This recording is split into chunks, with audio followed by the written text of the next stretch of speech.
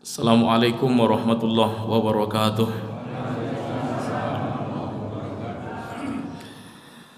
Innal hamdalillah salatu wassalamu ala Rasulillah wa ala alihi wa ashabihi wa mawalah. Asyhadu an la ilaha illallah wahdahu la syarikalah wa asyhadu anna Muhammadan abduhu wa rasuluh alladzi la nabiyya ba'dah. Allahumma salli ala sayyidina Muhammad wa ala ali sayyidina Muhammad wa ala alihi wa ashabihi wa dhurriyyatihi wa azwajihi wa ahli baitihi ajma'in. Subhanaka la ilma lana illa ma 'allamtana innaka antal alimul hakim wa anta hasbunallah wa ni'mal wakil wa la haula wa la quwwata illa billahil aliyyil azim. Thumma qala rabbi shrah li sadri wa yassir li amri wahlul 'uqdatam min lisani yafqahu qawli. Rabbi zidni ilma warzuqni fahma. Allahumma faqqihna fid din wa 'allimna ta'wil bi rahmatika ya arhamar rahimin. Kepada Bapak dan Ibu, sebelum kita mulai kajian ini, saya ucapkan minal aidin wal faizin. Mohon maaf lahir dan batin Bapak Ibu. Bapak Ibu yang dimuliakan oleh Allah. Yang kedua, tetap saya sampaikan kepada Bapak dan Ibu yang duduk di majelis ilmu, selama duduk di masjid, niatkan Bapak Ibu, tadi dari rumah niatnya hanya untuk sholat. Kalau lanjut untuk mendengarkan majelis ilmu, niatkan juga untuk bermajelis ilmu biar dapat nilai pahala. Innamal a'malu binniyat. Semua perbuatan kita itu kudu harus disertai dengan niat. Kemudian Bapak Ibu yang dimuliakan oleh Allah, di dalam hal ini kita akan membahas, semalam sedikit saya bahas waktu kita beriktikaf. Ternyata orang-orang ahli surga itu tidak banyak yang masuk surga lewat ibadah solatnya. Makanya saya heran Bapak Ibu, orang yang rajin nuntut ilmu, solat, rumah ke masjid, silaturahminya tak ada. Saya kaget nih orang macam ini. Kenapa Bapak Ibu? Inilah nanti yang kita bahas. Ternyata di antara sahabat itu Bapak Ibu, yang dimuliakan hidupnya bukan kadang karena hebatnya solatnya. Ada yang hebat karena sedekahnya. Setelah dicek dia menjadi ahli surga bukan karena hebat solatnya, tapi ada amalan di masa hidup dia. Pertanyaannya Bapak Ibu, kita hari ini cukup tidak menurut kita Bapak Ibu? Kita sudah mampu menjaga solat 5 kali sehari semalam dan kita menganggap hari ini sudah menjadi ahli surga. Tak cukup Bapak Ibu. Terlalu banyak dosa kita 20 tahun yang lalu. Jangan-jangan di masa tua kita hari ini belum tertutupi mungkin dosa solat yang kita tinggalkan di masa SMP SMA kita dulu. Kita kan tidak ada yang sejak lahir Bapak Ibu sudah menjadi orang soleh. Ada orang yang sadar di umur 50 tahun. Tapi yang jadi bahaya ketika seseorang itu sadar, kemudian sini pandangannya, pemikirannya, hatinya, kalau ada orang yang ia tengok tak solat, pikiran dia langsung neraka. Ini orang masih bermasalah hatinya.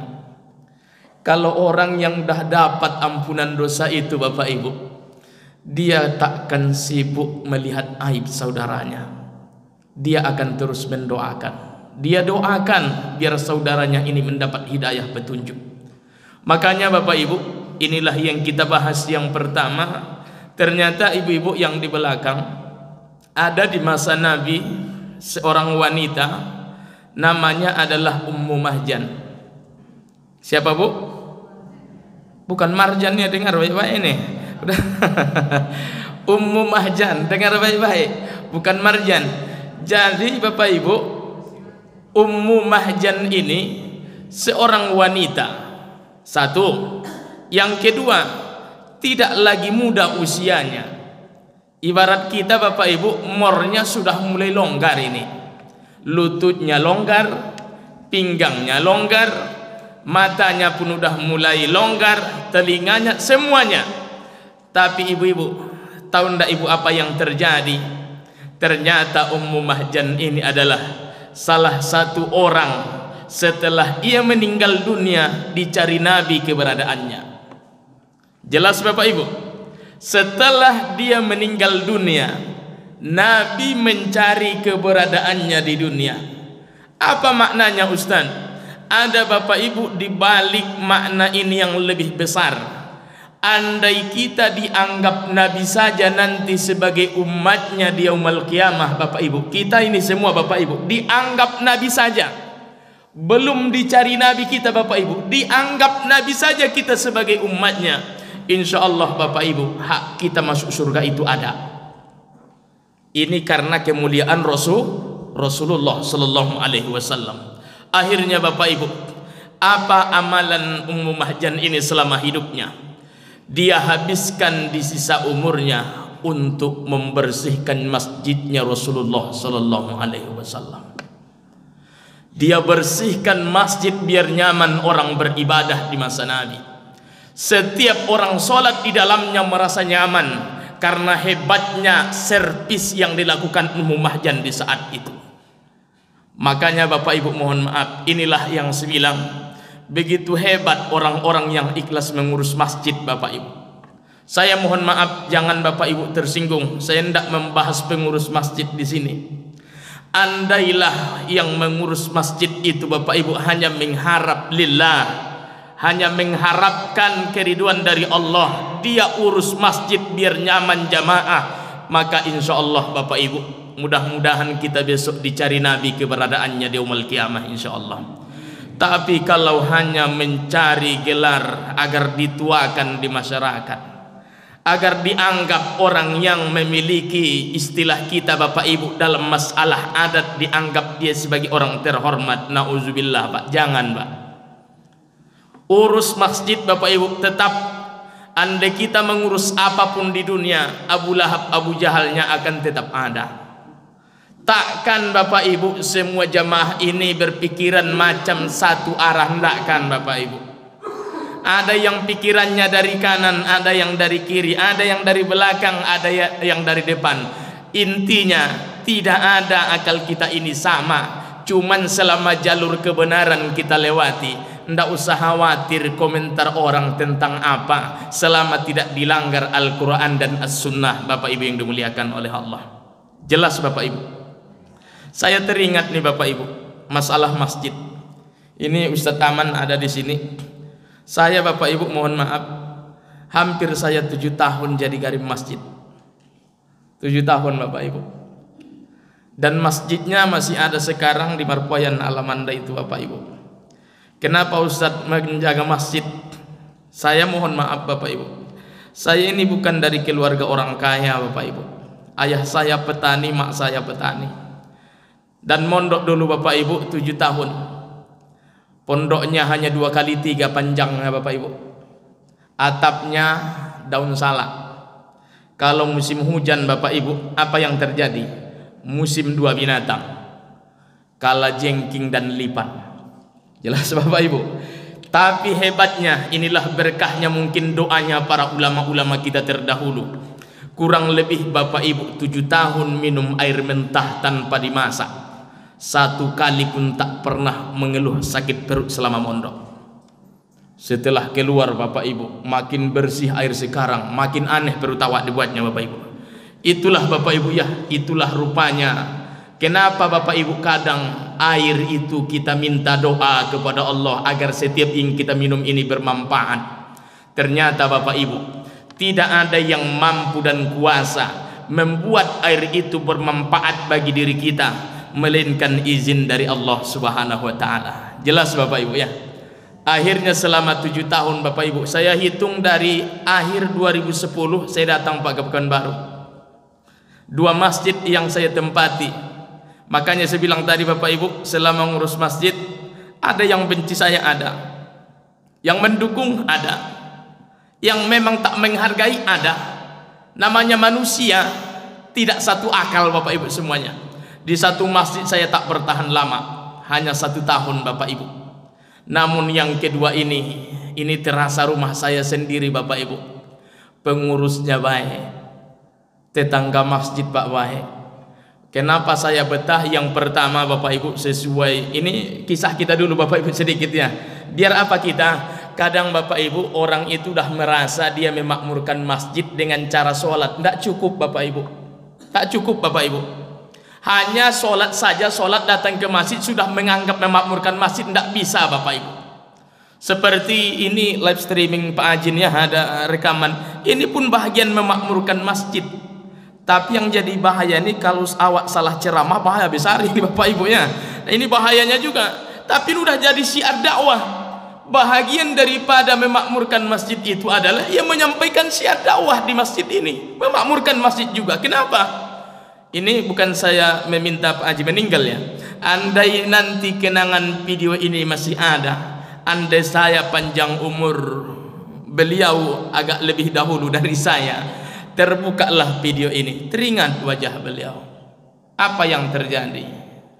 Saya anggap beliau orang baik. Al-Fatihah. Jadi tabungan sampai hari kiamat Bapak Ibu. Jelas Bapak Ibu? Insya Allah amin. Jangan meninggal beliau.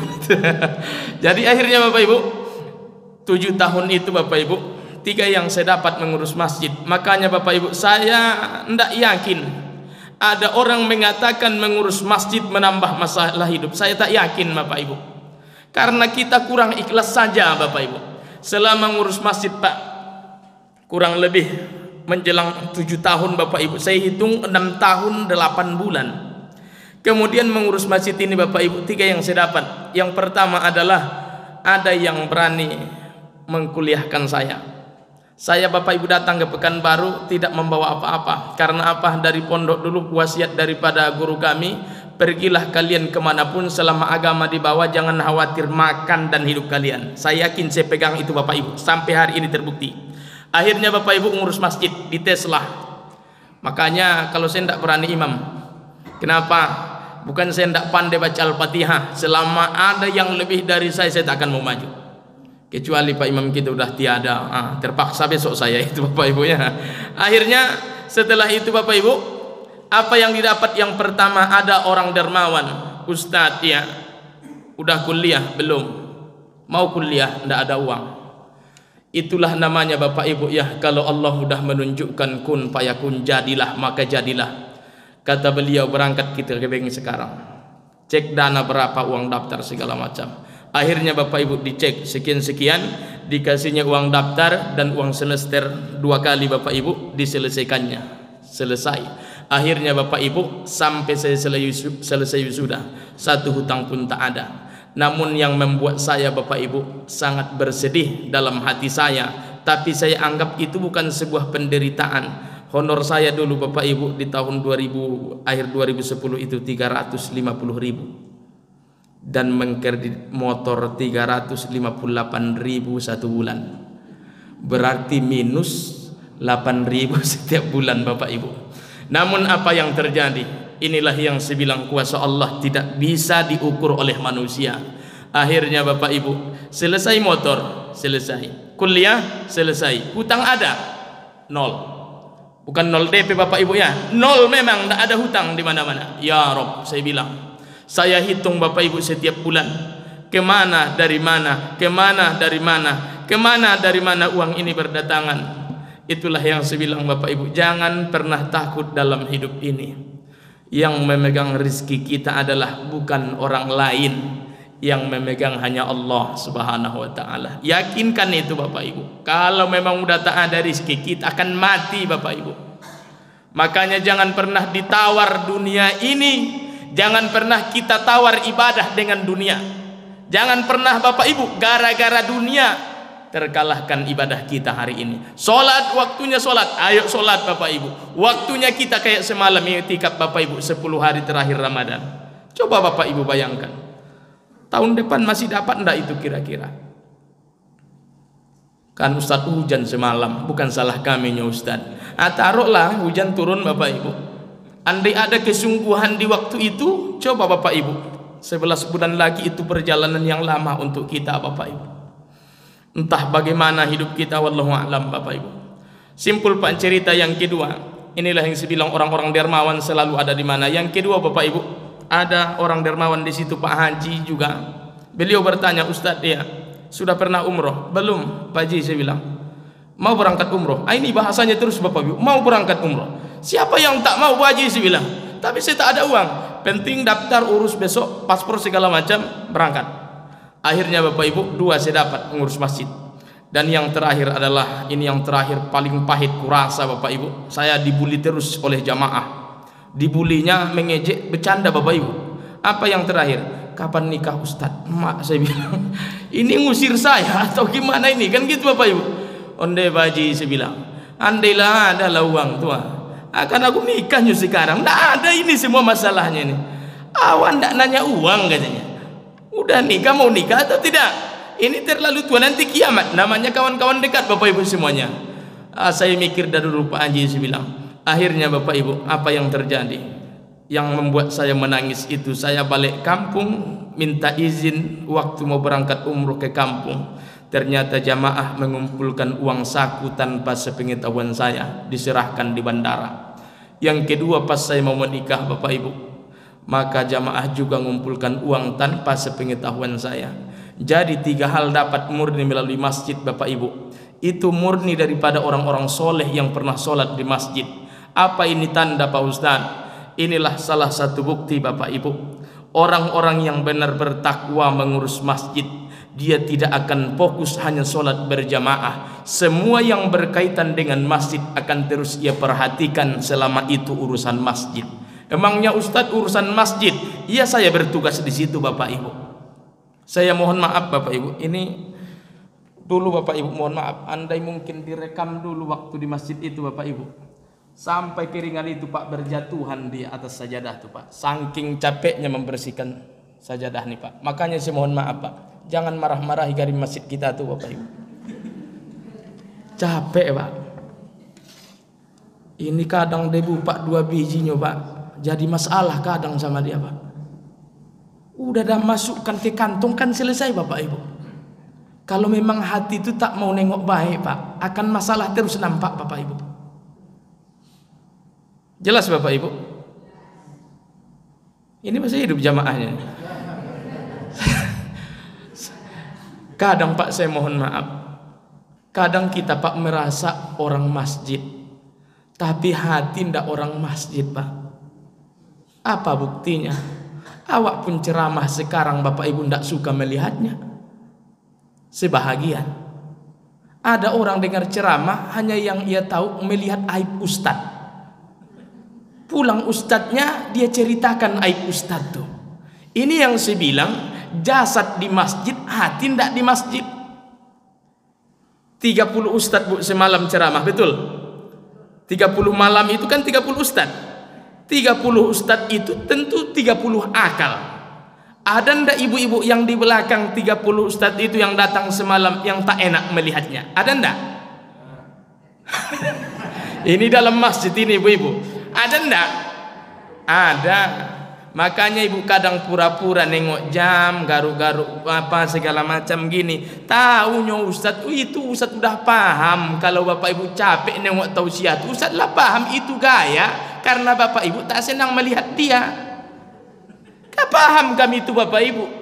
Andai bapak ibu yang duduk di sini, oh besar Pak. Apa yang dituntut kepada ustadz yang ceramah? Jangan sampai ia membenci jamaah yang tidak mendengarkan tausiahnya. Itu harus jadi ustadz macam itu Pak. Bapak Ibu siapkan enggak kira-kira ini? Kita ceramah, dia enggak mau dengar tausiah kita. Ikhlas enggak kita melihat orang ini? Kita kudu ikhlas yang ceramah nih Bapak Ibu. Tapi kalau Bapak Ibu, enggak urusan kami lagi. Kalau ibu melihat kami, terserah bapak dan ibu mau senang atau tidak, tidak urusan kami. Tapi kalau menjadi orang yang menasihati orang, jangan sampai ada kebencian ketika melihat orang yang dinasihatin. Biar apa bapak ibu? Biar ngundang barokah kita di majelis ini bapak ibu yang dimuliakan oleh Allah. Jelas ya? Akhirnya bapak ibu yang dimuliakan oleh Allah, setelah melihat mengurus masjid inilah bapak ibu, kadang saya mohon maaf, memang beda pengurus, kadang beda keputusan. Di tahun 2015 lapak honor saya itu berubah menjadi berapa Ustaz? 500.000 Bapak Ibu. 2015. Akhirnya 2017 Bapak Ibu, mulai rasanya bukan kita ndak betah Pak di masjid. Akhirnya apa yang terjadi? Ustaz, iya, Jangan Ustaz pindah dari masjid biar kami naikkan honor 1 juta. Mak, kenapa ndak dari dulu? Kusangka dalam hati saya Bapak Ibu, ini nampaknya bahaya. Ndak do Pak Haji, saya harus berangkat ini. Ini udah terlanjur nampaknya perasaan saya. Akhirnya Bapak Ibu, apa maknanya nih Ustaz? Bapak Ibu, selama protes apa yang telah diberikan ke masjid ini, itulah Bapak Ibu yang merusak pahala sedekah Bapak dan Ibu di masjid ini. Pelit terhadap garim masjid. Berapa honor di sini Pak Haji? Kalau masih 600 naikkan. Lewat 800 Bapak Ibu? Lebih. 1 juta? Bukan imamnya ya. Garimnya yang tanya yo. Berapa di sini? Rahasia aja lah ya, rahasia. 1,5 itu udah pas-pasan itu Bapak Ibu ya. Menurut bensin sekarang Bapak Ibu. Yang kedua, ini Bapak Ibu jangan tersinggung juga. Yang kedua, makanya jangan banyak mikir ngasih honor Ustadz ceramah. Serius Pak, jelas nggak Pak? Itu amalan batin Bapak dan Ibu loh sedekah itu Pak. Itu bukan amalan jasad kita ya, amalan batin. Kok Ustadz protes? Saya mohon maaf Pak, saya hanya ingin meluruskan ya. Andai Bapak Ibu gratis pun malam hari tidak masalah. Kalau Bapak Ibu tega melihatnya, iya, tidak masalah. Bagi saya tidak masalah Pak. Tapi awak tengok nanti garis bensin mobil saya di belakang itu tinggal 1. Macet di jalan raya. Siapa yang kumaki-maki? Jamaah Al-Munawwarah? Tidak juga nyoba. Sakit betul jadi ustadz nih ya. Kan gitu Bapak Ibu. Tapi selama ibu membayar anak les bahasa Inggris, les segala macam berbayar, maka bayar juga lah ustadz tuh. Apa maknanya ustadz? Pernah Pak ada pengurus masjid, ndak di sini nyoba, menjelang Ramadan semalam, musyawarah mereka. Apa yang dimusyawarahkan? Musyawarah menurunkan honor ustaz. Apa cakapnya pula? Cakapnya simpel Bapak Ibu, memang masuk akal. Tapi kalau pakai hati, ini orang ndak pakai hati Bapak Ibu. Cakap dia hanya 1. Kan simpel tausiah tuh kata dia. 15 menitnya kata dia. Ndak usahlah 200, 15 saja katanya. Akhirnya Bapak Ibu diputuskan. Semakin pelit kita terhadap orang-orang soleh itu Bapak Ibu, itulah yang kadang tidak mendatangkan kehusyuan dalam ibadah solat kita itu Bapak Ibu. Makanya kalau bisa Bapak Ibu naikkan terus hatib Bapak Ibu Jumat. Kan simpel tuh Pak. Jangan Pak berencana menurunkan Pak. Kalau memang bertahan, menjadi pemain bertahanlah. Tapi kalau untuk mundur jangan. Kenapa? Kapan lagi Bapak Ibu uang Bapak Ibu yang dicari siang dan malam, bahkan 24 jam itu dimakan oleh sebahagian orang-orang soleh Bapak Ibu? Ku tengok Bapak Ibu beli rokok sebahagian nyamannya, ku tengok Bapak Ibu ngopi biasa aja ku tengok Pak. Apa Bapak Ibu ndak rela dimakan? Saya ndak mengaku orang soleh nih Bapak Ibu ya. Yang saya ceritakan ustadz yang lain. Apa ndak Bapak Ibu ridho melihatnya? Andai yang Bapak Ibu kasih itu dimakan oleh anak-anak ustadz itu, siapa tahu penghafal Quran, dimakan mereka menjadi darah daging. Apakah Bapak Ibu tak senang melihatnya Pak? Senang ndak Bapak Ibu? Senang. Malah Bapak Ibu saya mohon maaf, inilah yang sering kita lupakan. Sibuk kita melihat luar daripada amalan ke masjid, tapi kita tak sibuk melihat amalan batin di dalam masjid. Di antaranya adalah berbagi, memberikan yang telah diberikan agar kita menjadi ikhlas setelah dilepaskan dari tangan kita. Inilah Bapak Ibu yang diamalkan oleh Ummu Mahjan. Tak pernah mengharap balas. Di saat dia memberikan kenyamanan masalah urusan masjid, di suatu saat dia meninggal dunia. Inna lillahi wa inna ilaihi rajiun. Akhirnya Bapak Ibu Rasulullah datang ke masjid. Nabi bertanya kepada sahabat, di mana wanita yang sering membersihkan masjid? Tidak pernah kulihat, tidak nampak lagi dia. Kata Rasulullah, ya Rasul, semalam kami datang ke rumahmu ya Rasul, namun kami melihat engkau sedang beristirahat ya Rasul. Wanita itu telah meninggal dunia dan telah kami makamkan. Kata para sahabat. Apa kata Nabi? Kalian tunjukkan di mana makam wanita itu. Ditunjukkan oleh para sahabat, didatangi oleh Rasulullah, dapat doa dari Nabi. Ini udah pertanda ahli surga. Apa amalan hidupnya Bapak Ibu? Membersihkan masjid. bukan khusyuk sholatnya, bukan banyak sedekahnya. Ada sedekahnya, tapi tidak itu yang dipandang, keikhlasan dia mengurus masjid. Akhirnya Bapak Ibu, inilah salah satu bukti ternyata orang yang benar-benar tergantung hatinya, jiwanya di dalam masjid, yakin dan percaya Bapak Ibu, insya Allah ini pun adalah jalan kita menuju surganya Allah Subhanahu wa ta'ala. Amin ya rabbal alamin. Nah, baik, satu lagi Bapak Ibu, yang dicari Nabi keberadaannya setelah meninggal dunia, siapa lagi? Ini kisah udah umum Bapak Ibu, dan Bapak Ibu udah sering mendengarnya, cuman diulang balik. Ternyata Bapak Ibu, biar kita tidak pandai berbangga terhadap solat kita, maka yang kedua yang meninggal dunia kemudian dicari Nabi keberadaannya, namanya adalah Sauban. Sauban ini Bapak Ibu seorang budak dari negeri Yaman, dimerdekakan oleh Nabi, kemudian dia menjadi seorang hamba, seorang manusia yang taat beribadah kepada Allah Subhanahu wa ta'ala. Apa kebiasaan Sauban ini Bapak Ibu? Beda Sauban dengan kita, beda tipisnya Pak. Kita dengan sahabat beda-beda tipisnya Pak, cuman tipisnya agak beda. Jelas Bapak Ibunya? Beda tipis, tipisnya agak beda. Ini agak dibedakan sedikit Bapak Ibunya. Akhirnya Sauban ini kebiasaannya, dia adalah suka menunggu waktu sholat itu masuk di masjid, bukan datang ke masjid setelah dikumandangkan azan. Dia datang ke masjid sebelum dikumandangkan azan. Kalau Sauban yang di Munawwarah ini dikumandangkan dulu azan baru datang ke masjid. Jelas Bapak Ibu? Beda sikitnya Pak. Akhirnya Sauban ini apa kebiasaannya? Waktu subuh Bapak Ibu selalu dia di pojokan masjid sholat sunnah. Makanya kalau bisa Bapak Ibu tidak masalah menentukan posisi yang disukai di masjid ini untuk ibadah sunnah. Contoh, Bapak Ibu paling senang kalau sholat sunnah 2 rakaat di depan mimbar. Itu kecuali hari Jumat, karena kalau hari Jumat bahaya kata dia Bapak Ibu ya, nanti hatib tidak datang awak yang naik kata dia. Misalnya di situ Bapak Ibu, maka boleh kita memilih posisi di mana kita khusyuk sholat, kecuali yang fardu. Nanti diamalkan pula. Kata Pak Ustadz boleh milih, saya lebih khusyuk di sini. Akhirnya kosong di sini, Bapak yang di sana tidak mau mindah, kan gitu Bapak Ibu ya. Jadi Sauban ini Bapak Ibu asal masuk Nabi ke masjid, nampak Sauban duduk di pojokan masjid. Saya pun Pak teringat sampai hari ini jamaah saya dulu yang meninggal dunia, kalau udah saya hidupkan suara ngaji di masjid Bapak Ibu, ada kakek tua yang selalu datang ke masjid itu, asal belum dikumandangkan suara azan, dia sholat sunnah pas di depan mimbar.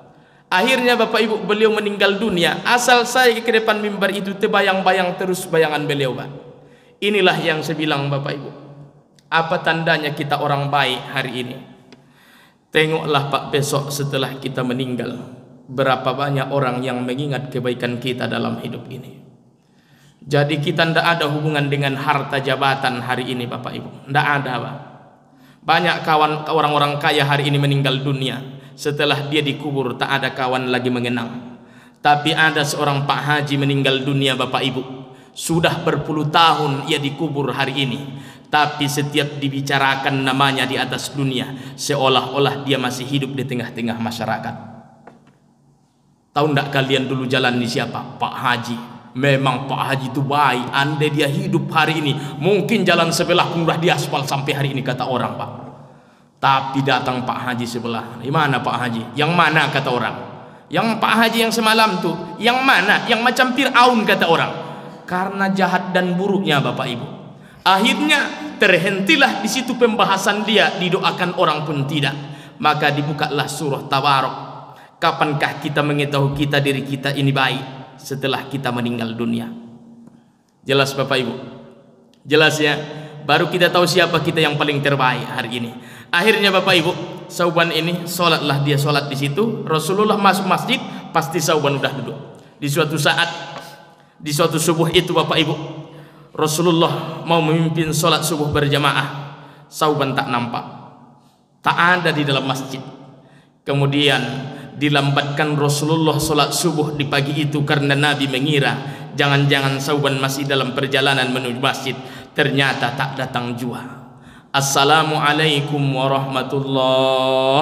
Salamlah Rasulullah Bapak Ibu, ditengok ke belakang, ternyata Sauban tak ada.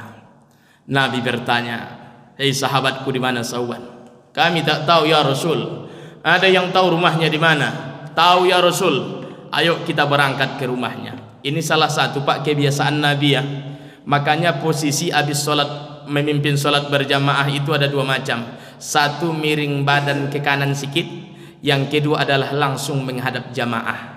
Maka jika imam memakai salah satu di antara keduanya, tidak perlu bertengkar. Yang jelas pikirkan baik-baik mana yang paling cocok bagi jamaah dan tidak menyelisihi sunnahnya Rasulullah Sallallahu Alaihi Wasallam. Akhirnya Bapak Ibu, ayo kita berangkat Pak Rasulullah bersama sahabat. Nyampailah ke rumah Sauban. Assalamualaikum. Waalaikumsalam. Ternyata Bapak Ibu yang menjawab adalah seorang perempuan, istrinya. Di mana Sauban? Ya Rasulullah, beberapa hari yang lalu dia jatuh sakit, kemudian telah meninggal dunia. Inna lillahi wa inna ilaihi. Setelah ditelusuri Rasulullah Bapak Ibu, kurang lebih 3 jam perjalanan jarak dari rumah Sauban menuju masjid, tidak pernah tinggal sholat subuh berjamaah. Awak 3 menit dari rumah ke masjid, masbuk tiap hari. Terlambat nyoba. Kalau ndak iqomah ndak datang bapak tu. Akhirnya Bapak Ibu ditanya Rasulullah lah istrinya, jatuh sakit dia semalam, ada ndak cakap-cakap dia yang aneh? Ada ndak cakap-cakap dia yang dia sampaikan? Ada ndak ucapan-ucapan yang dia sebut? Kata Nabi, ya Rasulullah, dia menyebutkan 3 hal, aku tak tahu maknanya. Disinilah Bapak Ibu salah satu bukti dan dalil. Yang pertama, dalil ini kita ambil, orang yang mau meninggal dunia itu selalu ucapannya ada selalu kenangan yang tidak bisa kita lupakan sebelum orang itu meninggal. Inilah yang disebut orang kadang, semalam kami masih ngopi, semalam kami masih mancing, kok udah meninggal. Semalam kami bahas ini bahas itu. Biasanya Bapak Ibu hati-hati kalau udah agak-agak manja istri kita di rumah. Itu tanda kadang tuh Pak. Udah mulai manja di rumah Pak istri kita, itu udah tanda kadang. Tanda mau diajak jalan-jalan biasanya Bapak Ibu ya. Akhirnya Bapak Ibu, apa yang dikatakan Sauban? Andai lebih jauh lagi. Andai lebih jauh lagi ya Allah. Ini sebelum meninggal ya Pak. Yang kedua, andai yang baru ya Allah, andai yang baru ya Allah. Dan yang terakhir adalah andai semuanya ya Allah, andai semuanya ya Allah. Apa makna yang 3 ini aku tak tahu maknanya ya Rasul. Kemudian Bapak Ibu Rasulullah tersenyum mendengarkan 3 kalimat ini. Ini udah bertanda baik atau buruk Bu? Baik. Ternyata Bapak Ibu, yang kedua, apa yang kita ambil daripada tanda yang pertama tadi, biasanya orang mau meninggal itu suka manja Bapak Ibu. Yang kedua adalah Saubanlah salah satu di antara orang sebelum meninggal dunia telah ia lihat tempat kembalinya sebelum dia meninggalkan dunia. Inilah bisa Bapak Ibu salah satu dalil sebahagian orang yang meninggal dunia itu ada yang melihat tempat kembalinya, ada yang tidak, wallahu a'lam Bapak Ibu. Ini sedikit kisah. Iya sabar aja dah Bu, dah awak nengok jam pun tak boleh di masjid ini Bapak Ibu. Akhirnya Bapak Ibu, apa mananya? Saya teringat Pak, ini masalah ayah saya, orang tua saya lihat di sini banyak yang udah tua Pak. Saya mohon maaf, ayah saya itu sebelum meninggal Bapak Ibu, 3 hari sebelum meninggal saya masih nelpon.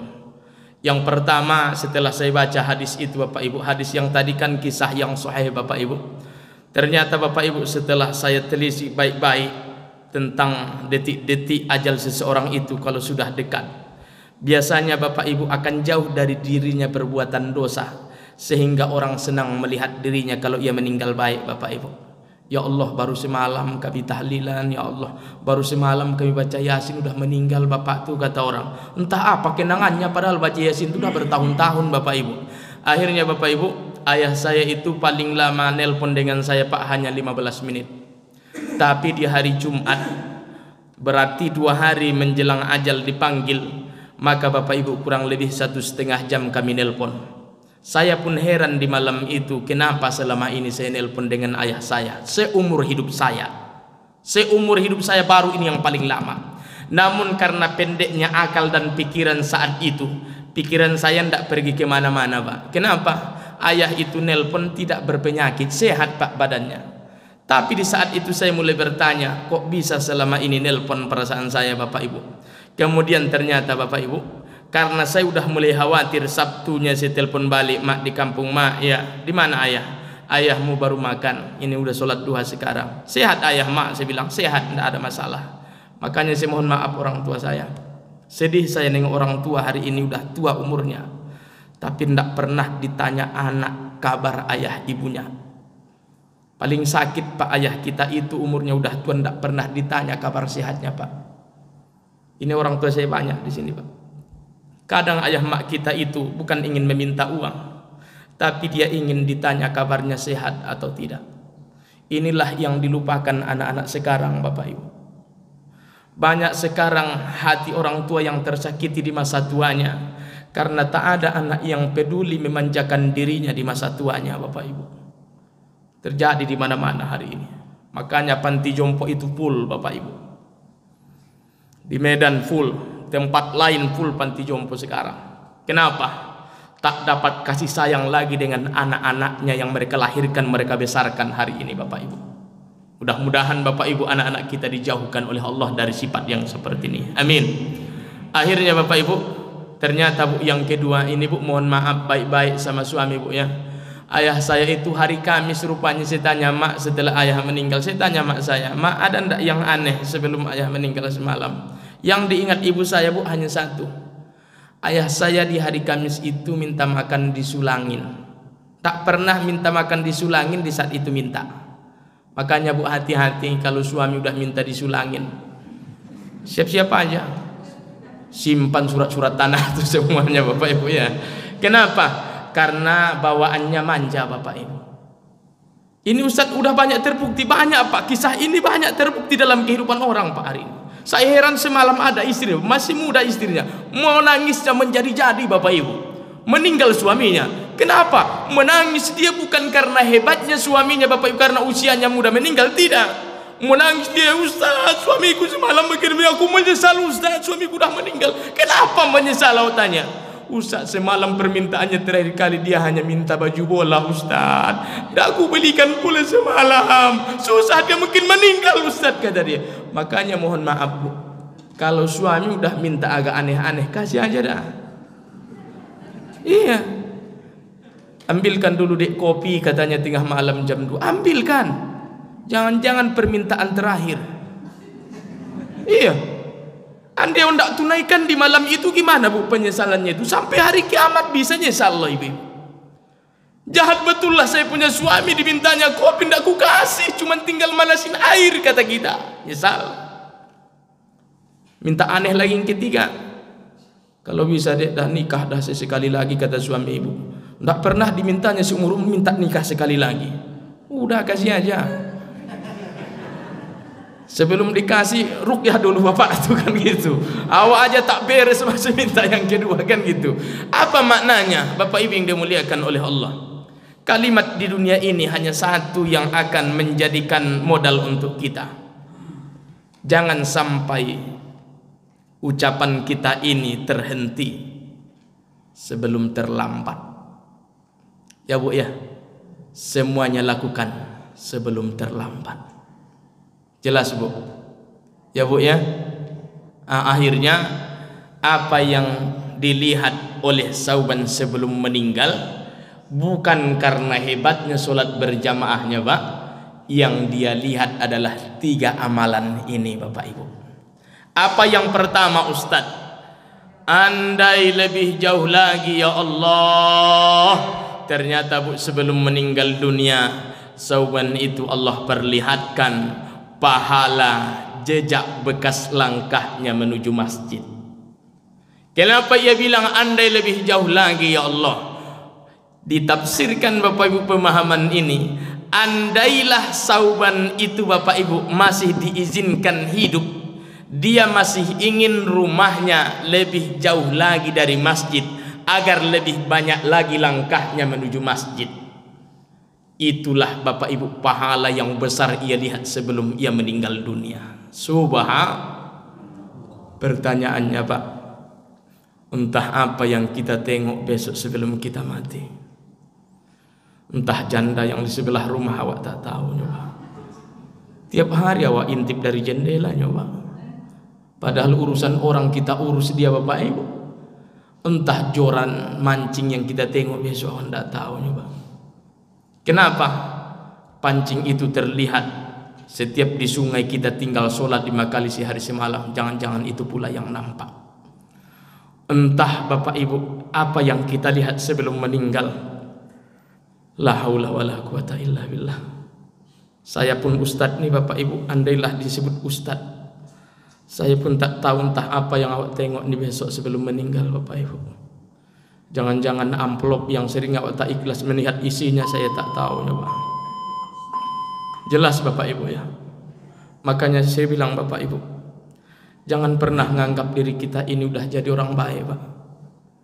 Lebih baik menganggap diri ini banyak dosa ketimbang menganggap diri ini banyak amal.